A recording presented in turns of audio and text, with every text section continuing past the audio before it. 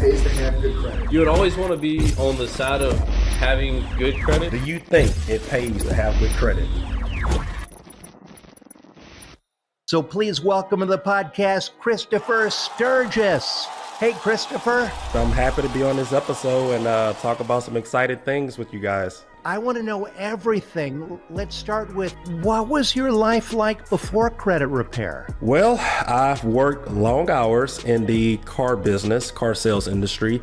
I sold cars. I was in finance for a few years. It got to a point where I was seeing more customers leaving the dealership without a car versus customers leaving with a new car. It was because they weren't being approved for financing.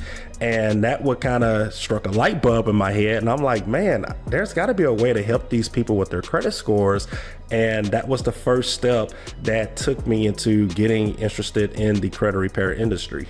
How'd you start to learn credit repair? For me, Googling and searching all of this stuff about credit repair, I would get on my phone after work and then the ads start popping up. I'm going to do this on my own. I believe at the time I had like 2 medical collections on my credit, and I took a few months learning how to dispute things. I think I can do this as a business or more like a side hustle first. And then boom, I just jumped right into marketing my business, and it just grew from day one. So it grew initially from the clients there at that dealership. Did they start referring folks to you? Yes. So it started with this one customer. I can tell you a very, very close story. So it started with this one lady who couldn't get approved for a vehicle. I think her scores were maybe 580, 590, and she had to get to like a 620 to get approved for this car loan.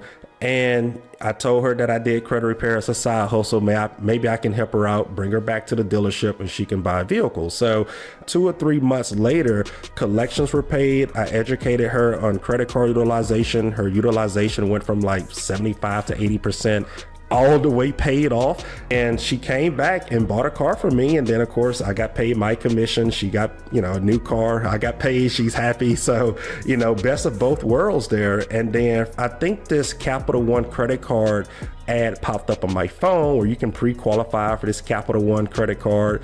And I took that credit card. It was 0% interest. At the time, this is my first business. I don't know anything about business at this time. So I took that credit card with a $20,000 limit, and I literally bought all the stuff. And the business just skyrocketed. At the time, I started with maybe 4 or 5 clients, people that just really wanted to support me. And I went from 5 clients to over 100 clients in about 2 or 3 months. Going back to me being in $20,000 in credit card debt, I was able to pay that off in about 6 or 8 months after I started my business. Goes back to my slogan here, it pays to have good credit. Amazing. And at the start, were you using software or doing it piecemeal? I would just be like, hey, just send me a screenshot of the accounts that are negative. And I was just doing it literally with a notebook at the time. Initially, I was just doing it with no softwares or just, nothing at all at the time. It looks like you signed up for us near the end of 2019. Yep, that's it. When you started your business, you went from like 0 clients to 100 clients in about 3 or 4 months. Oh yeah, yep. And what really accelerated those first 100 clients? Like, what made that work? I think the most important part of starting your business in the credit repair industry is the first 6 months. And here's why. The bigger you get, the more clients are canceling by the day. And I didn't learn this until maybe 2 years into business. So you need to be doing whatever you need to do with your branding and your marketing to have as many people enrolling, because 6 months from now, those people who signed up a few months ago, they're going to be canceling. How I'm going to help the first set of people, how I'm going to market to bring on more people. At the time, I was doing cash giveaways on my social media platforms. I was offering customers a free month if they referred somebody to sign up with Stirgus Credit Repair. So, that's how the business kind of skyrocketed. Yeah, marketing and sales really has to be a skill set that you have to learn for this industry, because if you don't have people coming in the door, you don't have a business. So you mentioned a couple of tactics, but what would if someone was just starting their business next month, what were some of those top top 2 or 3 sales campaigns or techniques you were doing to really drive people in? Years ago, you used to be able to just post a flyer and it's just say, you know, need help with your credit, sign up. It's very important that you pay attention to how marketing is changing throughout the year. One of the things that I focused on after I got myself in a crazy amount of debt was then finding out how I can grow and market my brand for, you know, less money versus paid ads. There's many sources that you can use to grow your business. Affiliates, realtors, like, hey, you know, do you ever get customers that can't get approved for a house? Instead of throwing them away, we have an affiliate program and I even pay you per client. So there's a lot of things that you can do starting a credit repair business. First 90 days of your business, like what was the breakdown of where your clients came in versus where it is now? The first 30 days, I would want to say it was definitely from social media ads. Now in 2025, I want to say most of my business is from word of mouth and affiliates. I think those are the 2 top sources. So pretty much word of mouth / referrals or affiliates. And what does that first contact look like? Is it an email that you're doing? Are you doing a cold call to them? I do about 3 different things. So first starting out, I did notice it was much better if I actually went into the mortgage companies and maybe I would get them lunch or something like that, because who's going to say no to food, right? And it don't have to be anything big. Just bring them, you know, one of those breakfast trays or, you know, something when they first come into the office and they're like, oh, I'm starving. You know, it's just going to get their attention. Emails, I may have gotten a few through emails, but the best communication is either going to be calling or actually going there in person. You've got this person you're partnering with the marketing. What other kinds of marketing are you doing? Right now, the main marketing is just going to be social media, Facebook, Instagram, YouTube. I get so many people who sign up or contact me every month and they're like, hey, you know, I found you guys on Spotify. I listened to the episodes. You know, y'all sound like some people we can trust. One more thing is going to be a emailing campaign that I use through Active Campaigns. So between the emailing campaign, which doesn't really cost much, and online marketing, which you control your own budget on that, that's mainly been the main marketing campaign so far. Having this presence online, giving advice, having a show, it must help you overcome the trust barrier. When people sign up online and, you know, sometimes they may have a question. If it's too much to email, I would just call them after they sign up. And a lot of people are like, whoa, you're Chris from the show. They already know my name or know who I was before I even contact them. So that's always pretty cool when I get clients like that. What are some of the best things that you feel like perform the best, that drive the most clients? Posting results of you helping your current clients that you have enrolled now, and content of showing what you do at work. I post what I do all day long, and when I get letters like this, I post TikToks of me driving to the post office and getting a stack of mail, and it shows the public that you're an actual company, not some type of online scam saying that you can fix their credit in 7 days and things like that. In our Credit Repair Cloud community, you've really become one of the people that everyone looks up to when it comes to the TSR and CROA and staying compliant without it killing your business. You've really figured out how to thrive with all of these rules. So let's talk about the thing that's really freaking people out, the TSR. You've lived it, you've adjusted for it. What's it been like for you? So crazy answer on that. So it has been like absolutely nothing for me. When I started in the credit repair industry, I didn't want to make cold calling part of, you know, a task for the business. I didn't want to rely on that to grow the business. In fact, I want to build a completely online business. Just searching credit repair online, the biggest credit repair company there is popped up, and I'm like, wow, they market themselves to be, you know, everything's online. You just go to their website and sign up. There's a sign up button right here. I had everything online, the pricing, how long this may take, how much it's going to cost, what can be done, what can't be done, how to track your updates. Everything's there. If it's not for you, it's not for you. If it's for you, let's sign up. If you have questions, I can call you once you sign up, look at your credit report, because even if we talk before you sign up, the only thing I can do is just guess what can be affecting you. In fact, like I said, I didn't want people calling me, and I didn't want to call people because I was so tired of that in the car business. And that's how I structured my business from day one. So when TSR became the spotlight of, you know, the credit repair industry in the last 2 years, I'm like, okay, why is everybody freaking out? This is normal for me. Yeah, a lot of people in our community especially get freaked out by the idea of this.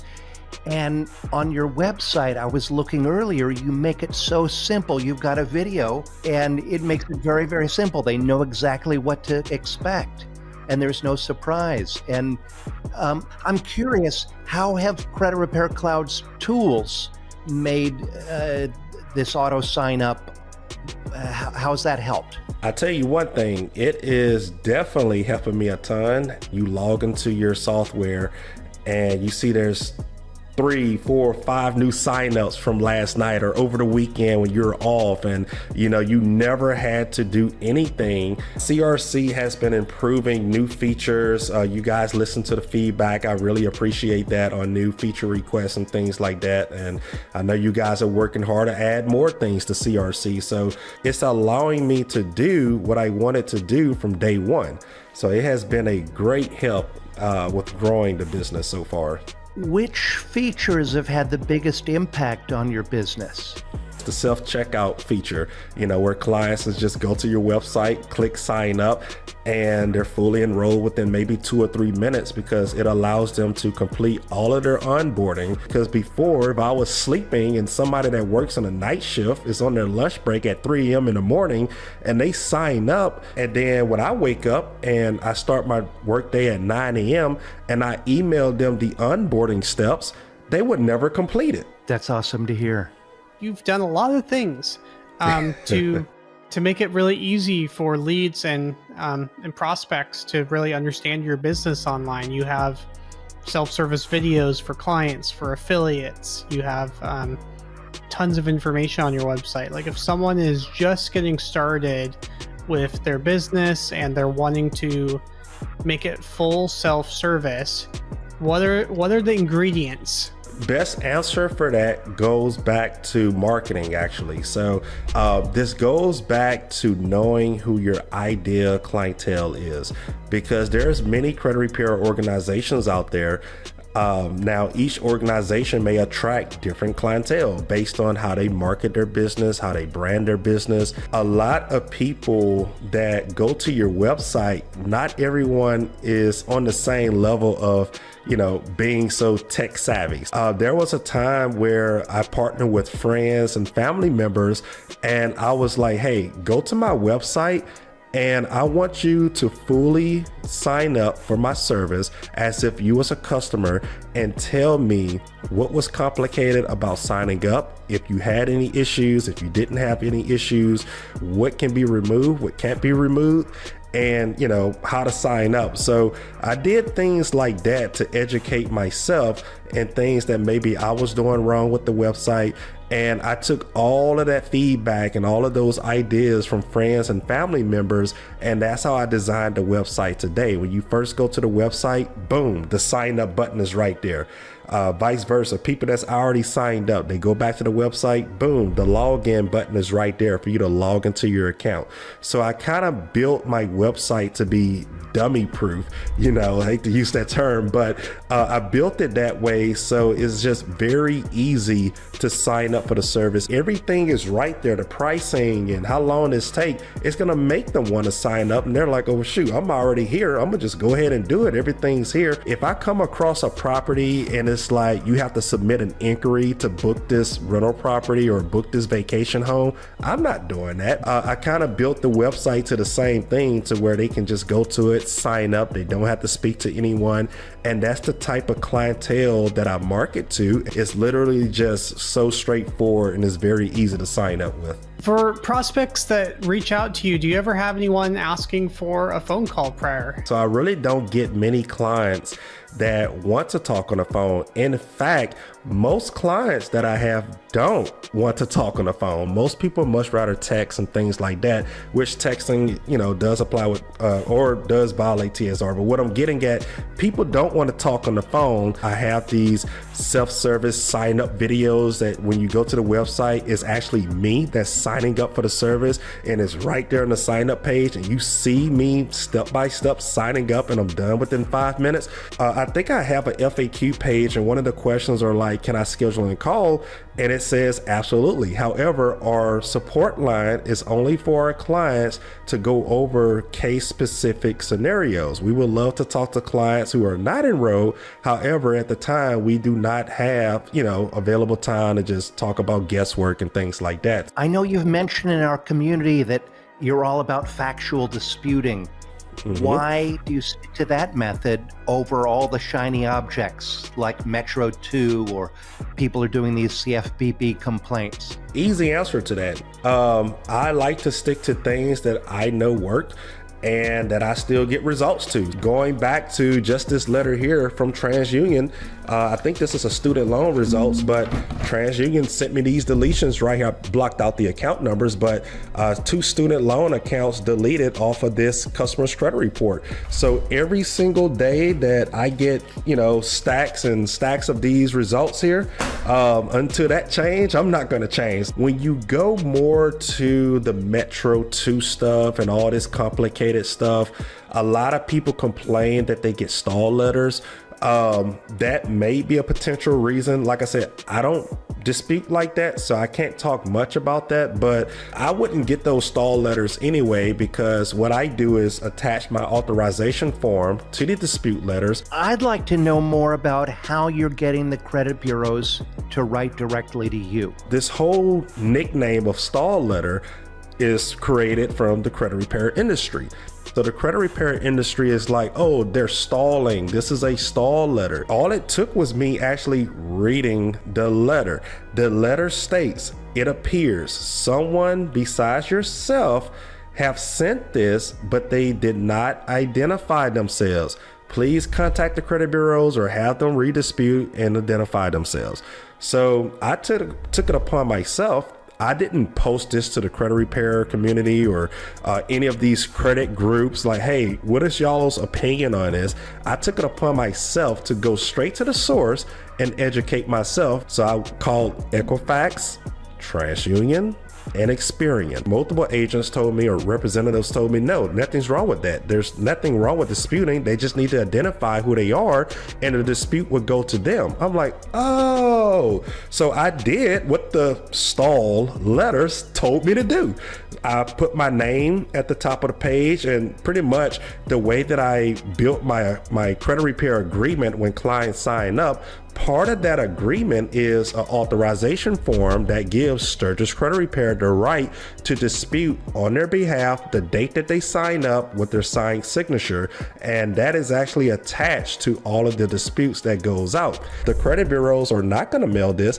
They actually want you to send this to the customer. So like I said, I've been doing that for the last 3 years, and factual disputing has been working. And if they just identify themselves, I'm sure they would get 10 times the results because they're no longer getting stall letters. And are the bureaus or the creditors sending anything directly to the clients? The credit bureaus don't, but every creditor that is listed on the dispute letter, they may send something to the client. So apparently when you process a dispute with the credit bureaus, the creditor actually gets a full copy of that full dispute. They see everything that's on the dispute letter. And then once they find their account, they see which consumer this is, and they actually see, oh, a third party is disputing for them. This is the company name. So the creditor would sometimes mail stuff back. But as far as mail, the creditors do respond to the consumer sometimes because they see that Stirgus Credit Repair is on it, so they copy both of us on their responses as well. But as far as bureaus, they respond directly to the business and want the business to furnish the information to the consumer, which makes you look a whole lot more, trustable. Got it. Yeah, it's brilliant and simple. What do you think most people get wrong about disputing negative items? So the biggest mistakes with credit repair is just assuming every single thing can be deleted off of someone's credit report.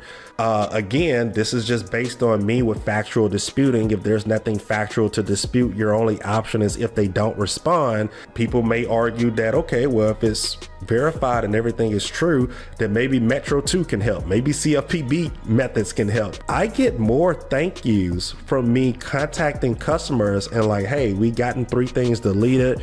There may be 2 or 3 things left. You know, how you want me to do this? Do you want me to just keep trying? Maybe they won't respond, or should we just stop here? And customers literally thank me so much for working on their credit. If you look at Stirgus Credit Repair reviews on Google and Facebook and everything, it's all 5 stars. And most of those 5 stars are customers that still had negative items remaining. What's your script for getting your clients to leave great public feedback on your business? Well, it's about 50-50. Some clients would instantly leave a 5-star review on Google or Facebook. 90% of my clients come from different so-called credit companies that, you know, claim they can sweep away their credit in 7 days or 14 days. Most of the people that want a phone call after they sign up, I already know that they have been through a bad situation. So I'm already getting on a personal level with these customers. So after that phone call, they're like, wow, this is a real honest guy in the credit repair industry. But then again, those other reviews are from customers where, you know, I would just keep them updated every month. They may email me, I may email them. And you know who your good customers are because they get more of a personal connection with you. You know, you have more of a personal phone call versus a business to business phone call, right? They would be like, man, I wish I had people that I knew that need credit repair because I want to refer you to everyone I know. And then I stopped them right there. Like, hey, even if you don't have anybody you can refer, your review is going to refer people that's looking online, and that does, you know, that doesn't cost you anything. That's fantastic. You have a lot of partnerships with different affiliate programs for credit building products, whether it be like secured cards, rent reporting, or a variety of other services. Which ones of those services drive the best results for your customers? The credit builder card by far. Your average consumer out there already have a bad taste for credit cards, and that can potentially be holding them back, or maybe their credit card utilization is high and the secured card can somewhat lower it a little bit. So that is a great product to market to people that have high utilization, and it's easy to get a secured card because it's almost an automatic approval. So yeah, that's definitely going to be the top seller as far as affiliated products for sure. Chris, can you share one of your most impactful success stories of a client whose life was changed through your service? The most recent one was I had a customer, $40,000-$50,000 in credit card debt, and they had about $130,000 in positive equity in their home. And unfortunately, they're like, look, you know, the home is costing a lot to maintain. Like, well, man, you got over 6 figures in equity. Just refinance your house, do a cash out refinance. And he tried to do that and he got denied. So he signed up with the service. Of course, I couldn't do anything with the credit card utilization, but I did increase his credit scores a little bit from a few things falling off of his credit. He ended up selling his home, was able to cash out, and then he took that money, paid off the credit cards, and 8 months later he called me back, signed up with the service. I think we got like 2 things removed again, and he was able to buy a new house and still had extra money in his pockets. So that's one story. Again, it pays to have good credit because of his credit cards. What's one piece of advice you'd give to someone who wants to start a credit repair business? Don't be scared that you can't find people that may trust you or need your service. There's consumers out there for every CRO that's in the business. Communicate with your friends, communicate with your family, because the work is out there, you know, even your neighbors, you never know. Okay, I want to switch gears right now, and I'm going to ask you some rapid questions. Answer with the first thing that pops into your head, okay? What's your business superpower? Helping people improve their credit scores and finances. What does business ownership mean to you? Freedom. What drives and motivates you? Helping people. What's your definition of success? Hard work. If you could go back in time and tell yourself one piece of advice, what would it be? Don't quit. Do what works. And do you have any other advice for someone just starting out with a credit repair business? Build a plan before you just jump into any business industry, not just credit repair, but anything that you want to start. Make sure you have all of your ducks in a row and a plan on how you're going to attract customers. Plan things out right, and then things will grow from there. Awesome advice. What's next for you? What's the next big goal? I want to be more a priority source for all of my local real estate companies and loan officer companies and or mortgage companies and things like that. So some of these realtors or loan officers don't have my card or don't have the flyers and things like that. They may slip up and not refer the customer and things, but when they're applying or pre-qualifying, there's a page that pops up that's like, hey, if you can't get approved for financing, Stirgus Credit Repair is your source to improve your credit scores. That's a good goal. I like that one. And how can people find your products and reach out to you? Well, the easiest way is the website. That's where I want to say 99% of the clients go to. At the bottom of Stirgus Credit Repair, you're going to see Credit Repair Mentorship. I teach you 101 all the TSR compliance rules, all the CROA rules and laws and things like that, how to register your business, how to grow your business. So that's a lot of stuff that I have on the website. So StirgusCreditRepair.com is going to be your best friend with that. Awesome. Well, thank you so much for your time today, Christopher. This was a lot of fun. If you use credit to improve your lifestyle and would like to share your story on the It Pays to Have Good Credit podcast, feel free to reach out to us at info@StirgusCreditRepair.com. Stirgus is spelled STIRGUS, creditrepair.com.